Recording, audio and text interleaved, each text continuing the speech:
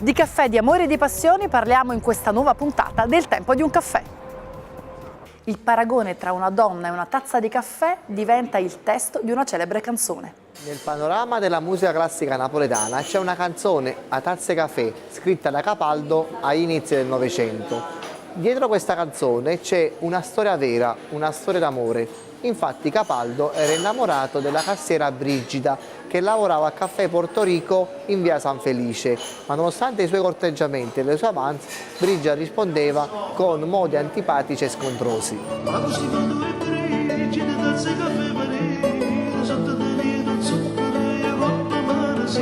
E quindi il nostro autore paragona Brigida a una tazza di caffè che sotto è dolce e sopra amara. Così la nostra Brigida, che in fondo è una ragazza dolce, ma bisogna far uscire il lato positivo che c'è lei con il corteggiamento e con l'amore. Questo è il significato nascosto della canzone A Tazze Caffè. Mai tanto che già votà, e tanto che già girà, con voce sotto tazza, mi devo come arrivare. Si torna a parlare di amore e caffè con Sofia Loren e Vittorio Gassman.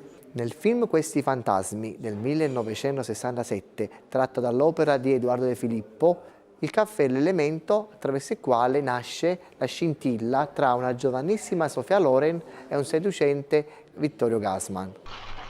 Io, caro signor Loiacono, sono come voi. A tutto rinuncerei, tranne che una tazzina di caffè presa tranquillamente fuori dal balcone. L'amore tra i due giovani nasce grazie alla cucumbella napoletana, che è tenuta tra le mani di una giovanissima Sofia Loren, la quale spiega a Vittorio Gassman come si fa il caffè napoletano a regola d'arte. Gassman, ammaliato dalle parole della Loren, se ne innamora, rompe gli indugi e fa una dichiarazione d'amore di altri tempi. Ed è così che tra Sofia Loren e Vittorio Gassman nasce l'amore e la passione. Il caffè è protagonista anche in un celebre film di Massimo Troisi. Il film Scusate il ritardo del 1983 racconta la storia d'amore tra Massimo Troisi e Giulia Alesio. Indimenticabile è la scena del caffè. Dopo una notte di passione, Massimo Troisi vuole preparare un caffè alla propria donna, ma trova nella sua casa soltanto una macchinetta da caffè a una tazzina. Con buono poi il caffè? Sì, sì. Sì, no, ma fanno poco tutti e due a casa, ma pigliato tutti e due. Visto nemmeno ancora che la macchinetta con un caffè per una persona su. Mamma mia. E a questo punto Troisi inizia a fare tutta una serie di riflessioni filosofiche, arrivando a sostenere che la macchinetta a una tazza è il massimo della solitudine, perché per un napoletano verace il caffè va bevuto in compagnia.